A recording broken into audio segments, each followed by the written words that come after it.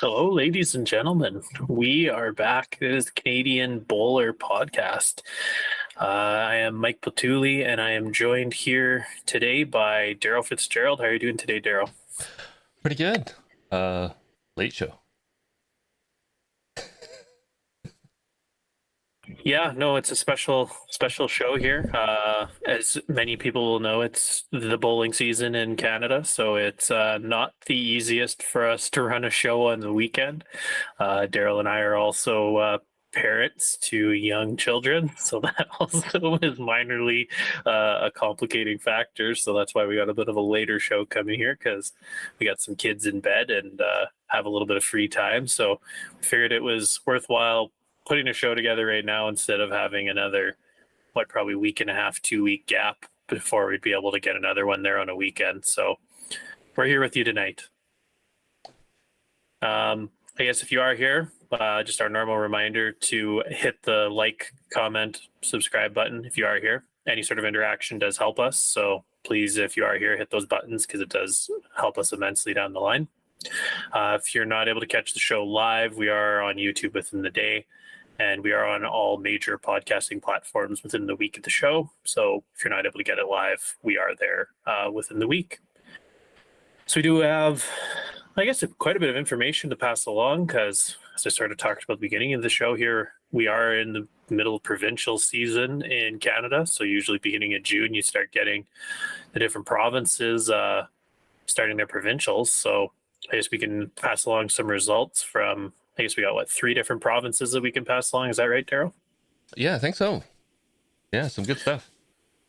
Let's lead off with the most important province in all of Canada being Ontario, because Ontario is the center of the bowls world in Canada.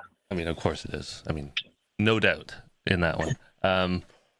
Uh, so we had the Ontario Fours playdowns a couple weekends ago in Windsor, Ontario. It was really good. I was there playing.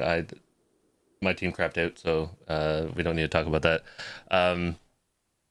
Men's fours gold. Eric Gallipo, Martin Foxhall, Rob Gallipo, and Dave Llewellyn. They played great all weekend. They looked really good when I was watching them from the sidelines after I got eliminated. We have Gary Pickering, Bill McCollum, Michael Spadafora, and Pierre Vanderhout in silver. They played awesome as well. And Kerry Lucier, Dave Steffen, Mark Lucier, and Rob Steffen as the bronze.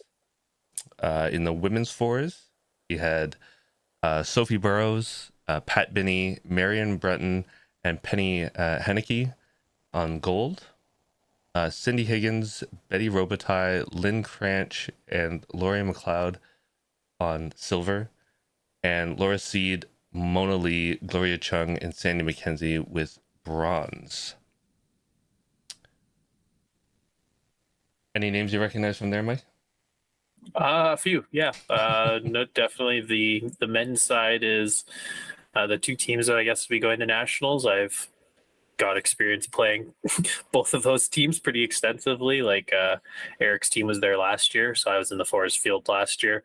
So not terribly surprising to see them there again. I think they got second last year, so improved on their second place finish and moved up to first place this year. So good on them for making it another appearance. So it'll be nice to see them back at nationals. And then Gary Pickering's team, essentially insert Jurgen as their skip, and that's the team that would have beat my team at the 2018 nationals when they were in Regina. So again, pretty familiar with both of those teams, and it's good to see those guys getting their way out to Victoria.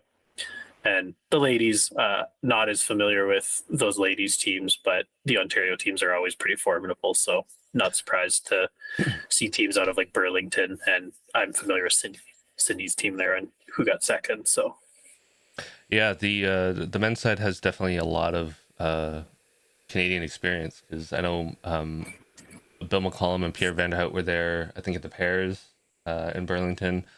Gary and Michael have won medals before, and Eric, Rob, Martin Foxhall, and David Llewellyn have been to many Canadians as well. So a lot of stuff there. Not surprising, you might not know some of the ladies' fours. I believe and I could be corrected on this, but I believe that the gold medal team had 3 novice bowlers on it, the ladies, which is impressive. They played really well all the way through. And I can back Daryl up here. We would have had photos available for it, but Ontario's photos were lacking. They weren't centered or they were poor quality. So our apologies. We would have had photos to show you who everyone was, but we struggled to find photos that would have actually turned out and looked any good here on video. So our apologies on that one. We will try to do a better job of grabbing some of the photos earlier, and trying to edit them a little bit and make them look nice. Because yeah, some of them were pretty wonky. Final this past weekend we had the indoor singles. It's kind of a weird schedule in Ontario. So they did the indoor singles up in Nepean and Ottawa, so artificial. Obviously we don't have an indoor.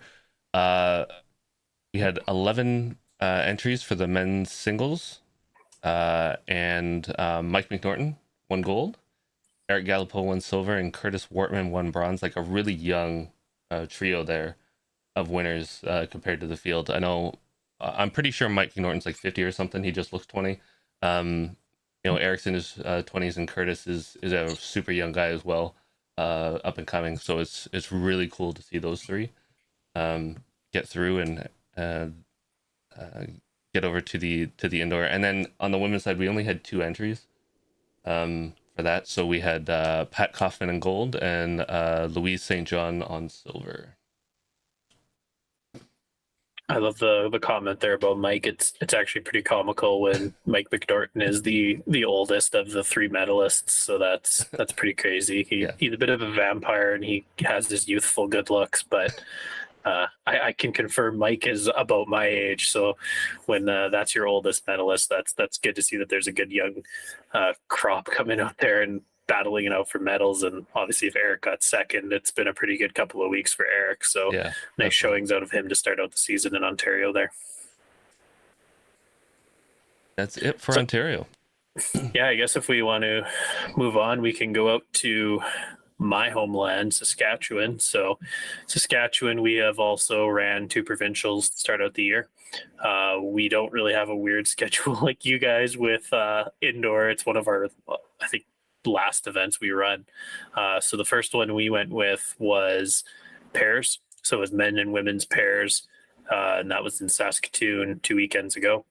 And the winners on the ladies' side was Jean Roney and Karen Schlatter. So that game we have a double knockout. So went to the very last game of the double knockout. Second place was a Saskatoon team of Kitty Cooper. And I think have the name of her lead in front of me right now, but that was the final game. And on the men's side, the winners were from the Regina Lawn Bowling Club, Jordan Gailey. And then from the Moose Jaw Lawn Bowling Club, Mason Boyd. Nice. So 2 former U25 bowlers, I guess they both would be now, or Mason might be near the end of his U25 days, but 2 young guys won the pairs there. And they ended up beating Alex Scott and Lo Wong in the final. So our defending champions, Alex, friend of the show, ended up losing in the very last game of the double knockout in the finals. So no Alex playing the pairs, unless I guess Saskatchewan got a B team. But Mason and Jordan ended up winning there. So congrats to them. Nice. Any thoughts about those 2 teams advancing? I'm going along with some of the Ontario results. I'm really glad to see some young guys getting through, some new faces at the Canadians in certain disciplines. Is really cool. And we're gonna have to talk to Al about his ranking going forward, not being in Canadians again with the pairs. We'll see about the fours, I guess. Yep. So that was just the most recent weekend. So the men's and women's fours just finished a couple days ago here in Regina. So on the women's side, the winner was my mother, Harriet Patuli. Her team of Rachel Larson, Heather Howard and Eileen McClelland. They ended up winning the fours. So that was essentially the women's triples, senior triples champions from last year. Just insert my mother as the skip, and they made a fours team. So they played very well. They ended up playing Heather Hanoski, Anita Navala. Oh Lord, I'm blanking on the front end of that team. Liz Jones and Janet Watson in the final. So they had a pretty good game there in the final. But Harriet ended up taking that one. So congratulations to them.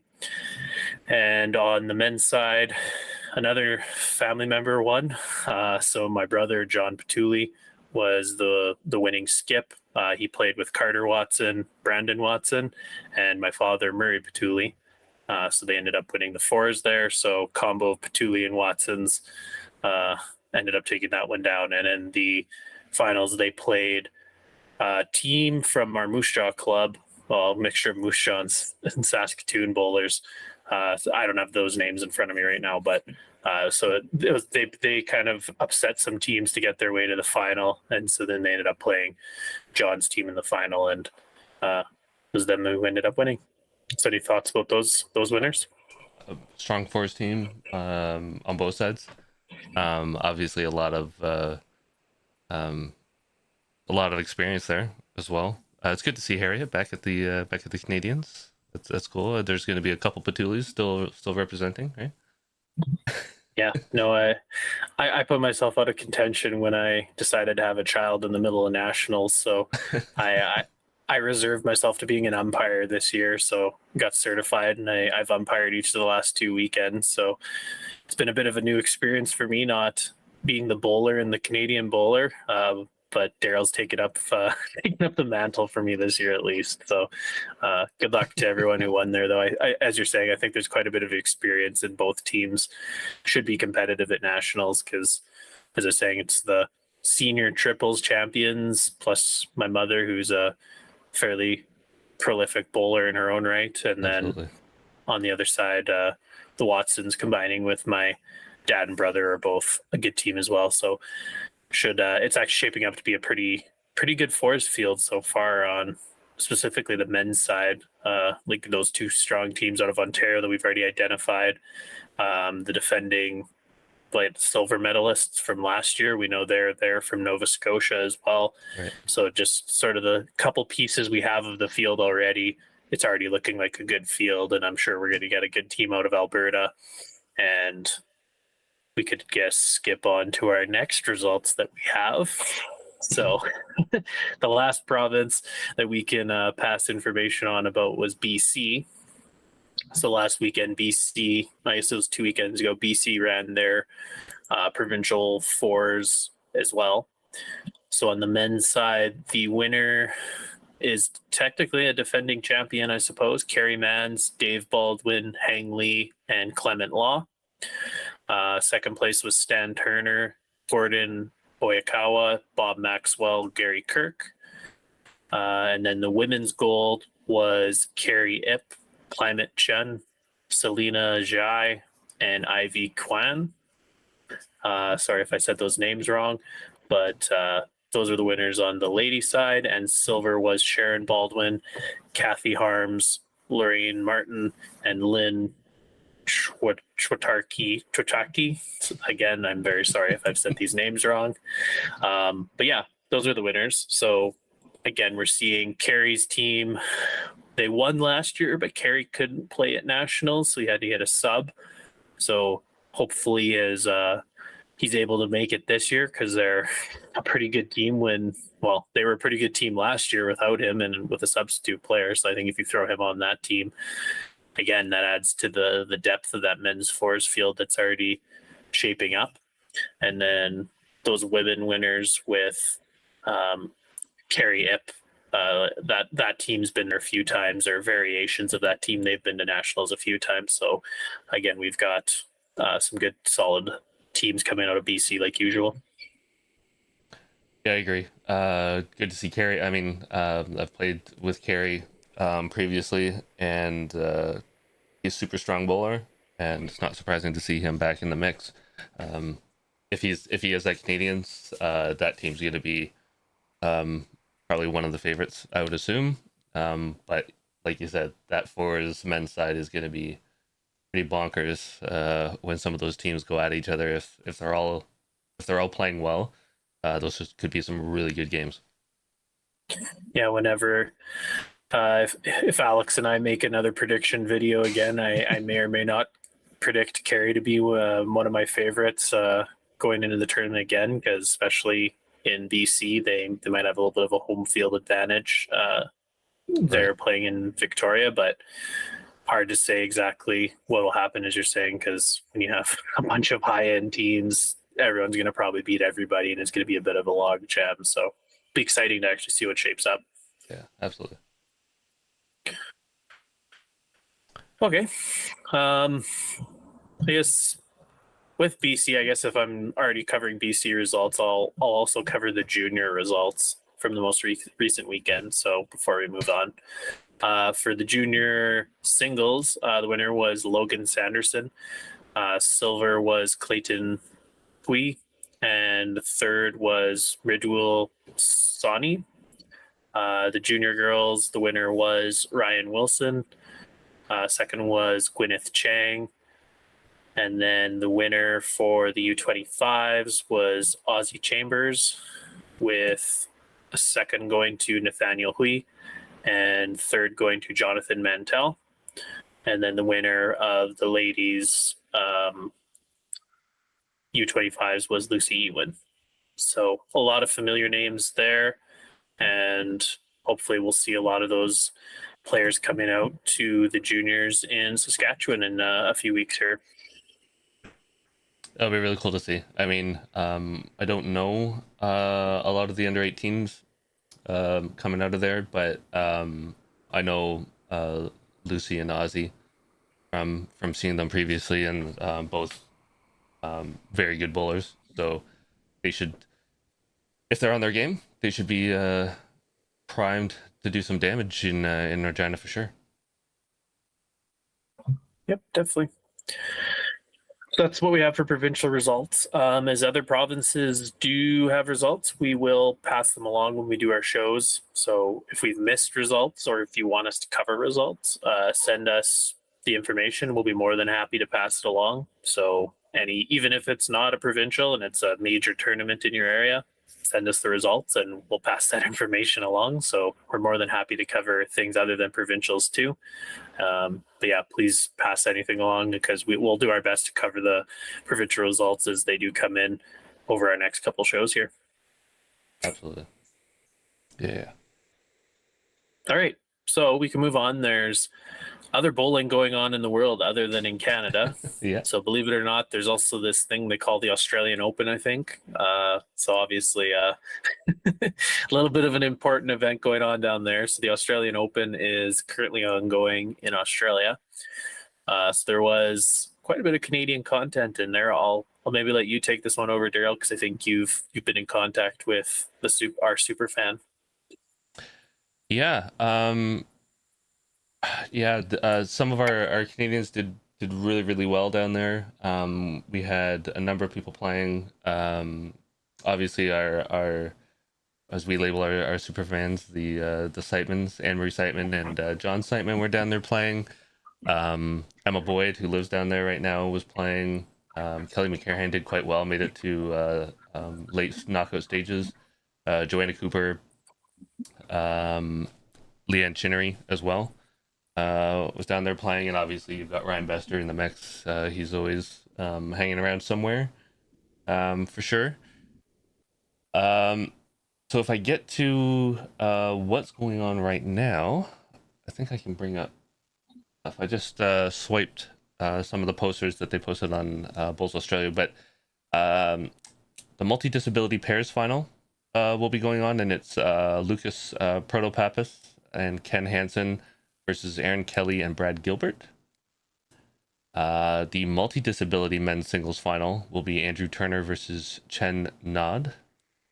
The multi-disability women's singles final will be Serena Bonnell versus Cheryl Lindfield.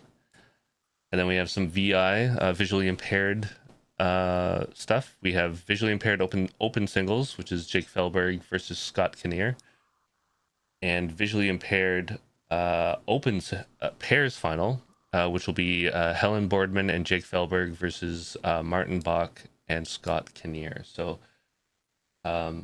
really cool to see a lot of inclusion for the disabled and visually impaired bowlers down in the Australian Open. It's such a huge event. It's really cool that they've added those events as well and give them an opportunity to play, because it's not only a cool experience for anybody going down there because it's such a vast field, but to start making it very inclusive is really neat. I can move on to some of these other pieces. Men's pairs final will be Ben Twist and Aaron Wilson versus Aaron Tees and Aaron Sheriff. A lot of Aarons. I think we said it before. All the Aarons show up in finals across everything. But that will be Blanker's men's pairs final. Those are 4 top-notch bowlers that you can watch down there. Men's singles final. Aaron Sheriff versus Jacob Nelson. If anybody watched Aaron Sheriff's semifinal, you would have been blown away. It's probably one of the biggest comebacks I've seen at this stage. He was down 20-12 in the semifinal, race to 21, and he ended up winning 21-20. And he picked up a 4 in the final end to get to 21, which is just insane. When talking about the men, I mean, we've said it before, but I think it's hard to argue with Aaron Sheriff is just the best bowler on the planet right now. Yeah, no. What did he would just wins the indoor, both disciplines in the indoor, makes his way through a very difficult Australian Open field to the final, and then also makes a pairs final too. So very good results and very consistent results. Very hard to argue that he's not the best or one of the best players in the world at this point. So I'll be very excited to watch the singles and the pairs finals there. I, same as you, watched portions of that singles semifinal. I didn't catch the ending of the comeback, but I kind of turned it off, counting him out, telling you the truth, because he was down, I think it was 18 or something, 10, and when I kind of signed off, and I was like, oh, it's probably over. And as you said, pulled a roaring comeback and ended up pulling it out of the fire. So that's good to see. Yeah, absolutely insane. I mean, you see those at club level. You hear about the big swings at some provincials and the mid-tier stuff, but to do it on that big of a stage in a semifinal where you know the other guy is good to get there is just crazy. And then just to round that out, the women's side, the women's pairs final will be Carmen Anderson and Ellen Faulkner versus Genevieve Delvez and Natasha Van Eldick. A lot of good bowlers there. And then the women's singles final is Cassandra Mallark and Kelsey Cottrell. Cassandra and Bolivia, the 2 sisters, have been making a lot of waves recently. So it's really cool to see one of them in the final as well.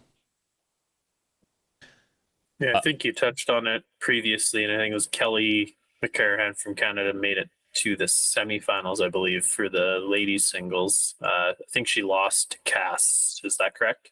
Yes, I believe so. Okay. Yeah, I had just sort of in passing seen that she didn't end up winning that game. I believe it was yesterday, but very impressive showing by Kelly to get to the semifinals. And Kelly was playing well. It was very nice to watch a couple of her games. We had it streaming at my club over the weekend there between rounds at the 4s, and it was fun to actually track and see somebody that you actually know playing in the event. Yeah, and I don't know why I keep saying Malarick when it's Millerick, but I do that anyway. And I don't have a lot of the 4s. It would have been a huge list of 4s because they're still getting to those knockout stages. So hopefully the next time we're on, we'll have all the finalists and then tell you who won, which will be cool. And just to finish us off, Superfan John Siteman sent us just a little video of what it looks like down there.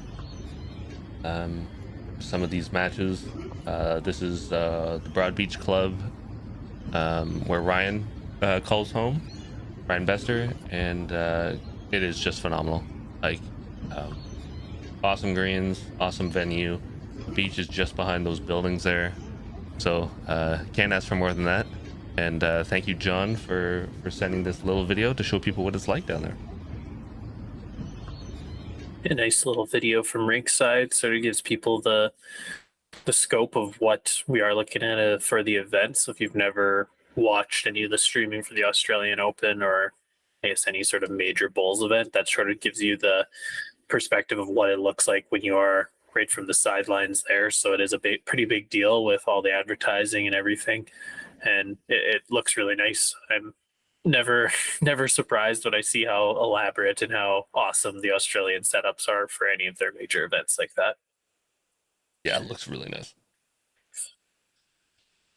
All right, so thanks for the video there, John. It is appreciated to be able to see things like that, sort of put it in perspective, and then also easy to get results when you have someone on the ground who is posting about it or letting us know what the results are, obviously. Okay, so I guess is that all we had for the Australian Open? Well, we have a little side content from Australia if we want to get to that one first. Oh yeah, else. Oh yeah, we might as well do that one. So go ahead, Daryl. I'll cue this up. So a big shout out to Happy Bowler. For those of you that don't know, Happy Bowler is a streamer and content creator down in Australia. Happy Bowler is the character, and he does a ton of streaming.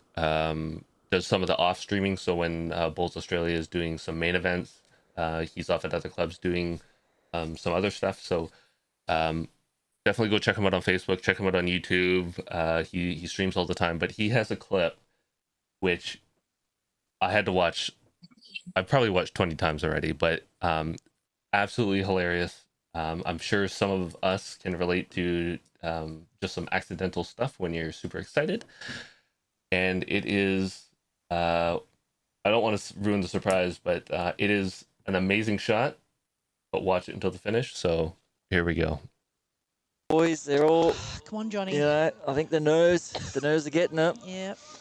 You know what? It's going to be Smiley's going to come in with the big bowl. So we're tied 17-17 last end. 18. I don't know if they played a 21, but it's tight.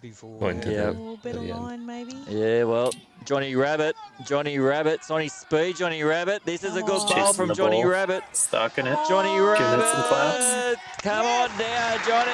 Ooh, oh, they love it. And watch boots what he it on happens the here. follow He's through. so excited. Bang. Is that There takes goes the ball. celebrating to a new level. Just get rid of that bowl. Put it back. Yeah. I think my favorite part about it is you can see the player on the other team puts his arms up like, what are you doing? Like in the background, like that's great. To do it at any time, but it's 17-7, 17-17, tied game, 18th end. You're looking for, everybody's played a bunch of loose bowls, as you can see, and you're looking for that one perfect bowl, and you play it, and then you just boot it. It's hilarious. Great clip. Happy Bowler, thanks for clipping that and posting it. It made me laugh a ton, and it still does. So, just awesome content there. That's great. Yeah, it's gonna probably live in the lawn bowling blooper list for years to come. So, yeah. Thanks again. I'll also say thanks, Happy Bowler, for that clip. That was good. It was a good little laugh whenever you sent that to me about a week ago or whenever it was. So, oh, perfect. All right, so I think that's all we had for the Australian Open / Australia coverage. The next sort of major point we wanted to delve into is the return of After Dark. So our show we've ran in the past was the After Dark show. It's more of an informal sort of chat amongst multiple bowlers. We've had it a few times. Always a little logistically difficult because it's hard to coordinate more than just me and you, obviously. Yeah. But we'd like to bring it back, and what we think is going to be a nice bring it back of it would be a discussion about next year's nationals. Because was it on Monday? I think it was Monday. I think it was Monday. Yeah, it was just a couple days ago. The OLBA came out with their statement about the upcoming changes to the nationals and the proposal that Bowls Canada made a few months back there. So if you are curious to go take a look at that, it's on the OLBA website. You'd be able to read their full statement about their opinion on the changes that have occurred. If I'm giving a Spark Notes summarization, I would say they don't agree with the changes. Very in short, they don't agree with it. They sort of list off the main problems that they have, the things that they would want changed, and then they talk about how they had a major issue similar to the statement that BC made over a month ago now.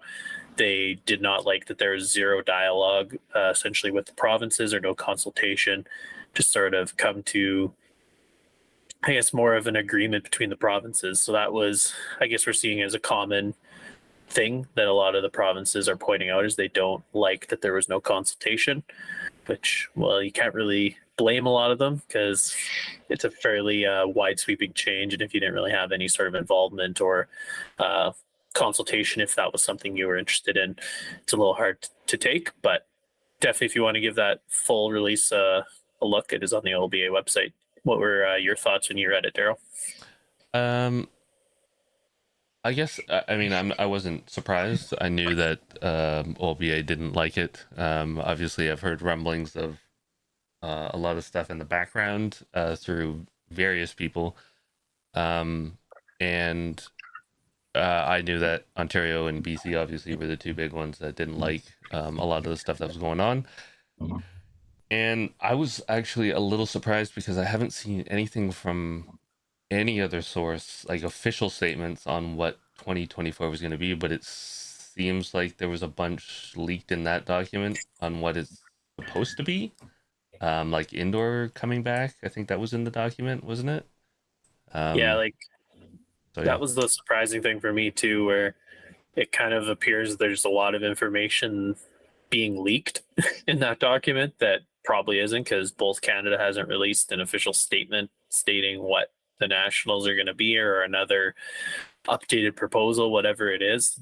That will sort of, to clarify, when we do our next After Dark, we're going to pretty much, as soon as that statement gets released or shortly thereafter, we're going to get an After Dark together and have a discussion on it, because we'd like for the news to be fairly fresh, kind of review everything if we can. So that is the plan. But yeah, the OLBA statement seems to leak information probably that's coming from that Bulls Canada release. So exactly what you said, it sounds like they're bringing back the indoor, but they're then calling it an indoor qualifier. Yeah. So like the World Indoor Qualifier. So it'll be similar to what they used to do back when I was kind of a U25 bowler, where they called it I think the World Junior Cup Qualifier or something along those lines, where they would cap a certain amount of people and you'd be able to enter it in, and they're going to try and do it province by province or something like that. But kind of alludes to that coming back, and then seems to state that they're going back to the same sort of sets format, even though there was feedback saying that they don't like the 5N sets. But it kind of seems to state that the 5N sets are what's going to happen. And then along those lines, what were the other? I'm trying to think of the main points of it off the top of my head. Those are the two that sort of it alludes to the things that no one really seemed to know, or changes that I guess the general public wouldn't have been alerted to or anything at this point, but it seems to state things that are almost at fact or that they're going to be happening. The one thing that was really weird for me, and I didn't quite understand it, so I'm hoping to see a fuller thing on it. Was the option of sending a 10-man team. I didn't quite grasp the full scope of that. It sounded like, based on the bullet point that was in the document, that any province will be able to send a 10-man team if they want, instead of just a 5. But then they would have to hold possibly 4 events, which, to me, the whole reason was to shrink everything, and now you're just slowly putting more weekends and stuff back on the calendar, which, I mean, I think it sucks. But 10-man team, I didn't quite get it. Like, if every province can do that, and let's just say that they do, how logistically do you manage that stuff? I didn't quite understand that. Yeah, like I'm just reading it right now. So yeah, sending a 10-person team instead of a 5-person team. So holding 4 separate events. So I think what it's essentially saying is that it's giving the provinces the autonomy to pick how they're going to do their provincial qualifiers. So instead of it being the 5-man squad, where you're probably going to be running maybe 2 provincial events, where it's going to be like the 4s and singles and the triples and pairs, like maybe 2 different weekends or whatever it might be. And then I guess sort of doing, I don't know, a round robin where the first place team gets 5 points, second team gets 3 points, and you kind of have to do like a cumulative point total for all the events, and then your top point team is your team that goes to nationals. Like that'd probably be how most provinces would have ran it. It looks like they're now saying that you can send up to 10 people, which would then indicate you're going to literally have a play down for every event and then send your winners. And then obviously have some sort of a weird hodgepodge at nationals where, Oh yeah, okay, that makes sense. I don't know if I like Kind that of. though, because think about if you only qualified in say the triples, you could be sitting there for probably 2 or 3 days at a time, not bowling. So that's a very interesting amendment or change that they're maybe making there. So yeah, I get I'm it. very I'm very interested to get the full release here, because that's a pretty big curveball if they're going to be allowing up to 10 people, because I guess doesn't that sort of defeat one of the major purposes of the original proposal from Bowls Canada, where they were trying to save money for the provinces and for BCB in general? And I think if you're sending a 10-person team each province, that's going to be almost equal or this even more money than the provinces were previously spending. Yeah, and that bullet point didn't spell it out for me, and I'm a little slow in the uptake, being of my age. I guess, yeah, that makes sense. 10-person with the 4s, triples, pairs, and singles. Like it. God, yeah. Okay. I don't know what to say. Personally, that whole 5-man team thing, I think is really, really unique and really kind of cool. And I mean, it saves the province money, or they could give people more money that are going, that 5-person team, and that 5-person team gets 2 events, so they get a little more bang for their buck when they're going out and doing stuff. But fair enough if they want to run stuff as every single event. I guess that's just gonna suck for me in Ontario if they're gonna do that. Yeah, no, I look forward to the full release Yeah, it'll from make more Bowls sense. Canada, because I think it'll make much more sense when we get a full statement spelled out for us. Again, it's probably going to be a bit of a we're not going to like it type of thing, because we're already seeing problems with a speculative statement that we're getting here from OLBA. So Yeah, we'll see what happens, but we're excited to bring back an After Dark, because I think that'll be a great platform to discuss this. We're going to get a group from all over Canada if we optimally can, and then we're going to kind of get into the nitty gritty of it and see how we think it's going to help with the growth of the sport, or maybe hinder the growth of the sport. Well, who knows? But I think there's lots of good discussion points we're going to be able to have once we do have the full information. absolutely. Yeah, that's the plan. Bring back the After Dark, hit it with the 2024 release, and talk about 2024 in general, right? Like once we get the release and we know what's kind of coming, what does the province look like? What other events would people like to see, or changes would people like to see, and really talk about the next year coming up and what's in store for Canadians from coast to coast, kind of deal, right? Yeah, because like I guess one of the things like me and you haven't really discussed this, so I'll maybe throw a spitballer at you. So we're seeing that it appears the 5N sets are coming back, or that's going to be the format. Kind of an interesting caveat, new one in the release that I see here is that they're going 3 5N sets for the singles. Right. So that's a different way of doing things. Like if I'm thinking way back to when singles first started incorporating sets, it was like the first to 7 points, and it was the first to win 3 sets, I think, is how they used to do it way back in the day. And obviously those games would have been very lengthy. 5N sets though seems to be what they're running with. So in your opinion or in your mind, would something like a 10N game be something that you'd be more in favor with, or even a 12N game? Like if we're asking for something to still kind of keep within these time limits that they're after, because it seems the time limits seem to be a main concern of BCP, where they're wanting the games to be quick and sort of done within a certain time frame. So is that the answer? You think do sets play? Is that the answer to get things done, or could it be essentially achieved with just a shorter 10 or 12N game? Yeah, I mean, generally I'm not a sets guy. I'm not a big fan of sets. I don't like playing sets for the most part, but I understand the rationale for them and why people play them and why they're there. But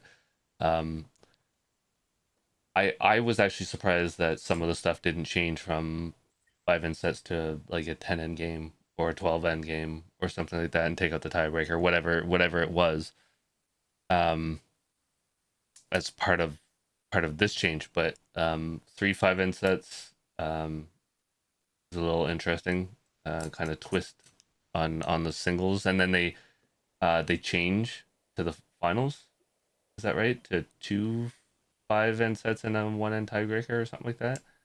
Yeah, it's It something seems weird. really weird, right? You'd think it would go the other way, where you do the really short games at the beginning and then lengthen the semifinals and finals, something like that, right? Yeah, no, I'm not sure what the full rationale is. Like, I don't think it's almost like they're attacking the format of the game rather than addressing probably some of the other issues that we have, which is the slow play of players and sort of the conditions of play that are established within Canada. Because like if I'm looking at like my just the observations I had from provincials in Saskatchewan, the shortening to 2 hours 15 minutes with the current length of ends that we have, there were a lot of games that timed out in Saskatchewan. Like a lot of our fours games specifically struggled to get through the full 15 ends. And I think a lot of that has to do with the conditions of play and how we allow players, the movement of players, and sort of everything we do with fours. It's like a part of me thinks if you're trying to shorten games, changing of formats where you used to maybe don't allow the vice down at the head, the skips have to change ends at the same time, they can't linger, things like that, and no visiting of the head for the vice. It's that type of thing. I think you're going to look at least 10 to 15 minutes of saving over the span of a game, because that's a lot of extra movements that you don't get. And I think that's probably something that should have been maybe entertained, was attacking those sort of systematic problems we have where people are just playing very slowly in Canada and trying to speed up the play and maybe have a slightly shorter game if you're so concerned about TV friendliness. I don't know. What's your opinions on that? Yeah, there's a lot of props to slow play. In Ontario, we didn't have a problem with the fours. I was actually surprised that I don't think anybody actually timed out. They were rolling. There was a few games that were still rolling their last end when time hit, but they were usually already in it, not like rushing to get the jack down before the time hit, but we're actually in that final end. So games went long, but I'm not surprised that people are timing out, and I think people are going to be shocked and really having to rethink their game and how they play and how they make decisions and moving to players. Like, I've never been a fan of having somebody at the head. If I'm skipping, I don't need somebody there to help me out. I don't need the support. I would rather have the support at the other end.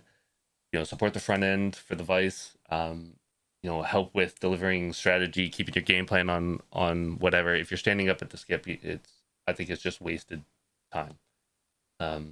Just pure and simple. So get them down at the other end. Get bull ready. So when the other bull comes to rest, you're ready to go.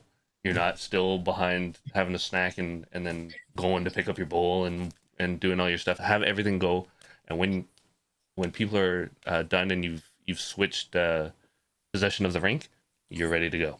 That's really what should be happening, and people just take way too much time dicking around. I think. Yeah, no, well said. That's exactly kind of how I'd see it too, and that's sort of where if I were in control of things, that's one of the adjustments I would make, is taking some of those things out, because it's going to be a problem. I will predict it now that at nationals, if we get someone on the ground watching the games, I'm betting you there's going to be a significant amount of fours games will time out, just because people play sort of in the ways that we've already indicated, where they're lingering at the head, vices not being whatever it is. I'm fully going to make a bold prediction that something around 25% of fours games will time out, and I'd even throw an even higher number in there potentially. But yeah. And obviously next year they're going to have to even more speed it up if we're starting to play 5 end sets. It's just something people have to start working into their game and understanding that you can't be so studious and sit there and talk about every single shot that you're going to be throwing. It's a lot of it is very straightforward. Okay, I'm going to come on this side, I'm going to play this bolt, boom. But some people, it's not that straightforward, I guess. To quote Derek Dillon, one of his famous lines is paralysis by analysis. You just start thinking way too much, and then you overthink, and you can't make a decision. You need to know the angles. You need to have the experience. That's why the skip is there, to help make those decisions and make you move forward. There's always times where it's going to be a critical point and a critical thing where you need that extra time, but those are 1 or 2 a game, 2 or 3 a game. It's not every single end, especially the first couple ends where you're getting into the game and it's not match point. It's, in some cases, it's really ridiculous and sometimes used to an advantage with the time limit, which is unfortunate. But some people just need to really rethink their game. Way too much time wasted, and it irks me as a coach. It irks me as a player when the other team's playing slow, but whatever. But as a coach, watching some of that stuff, it really, really bothers me.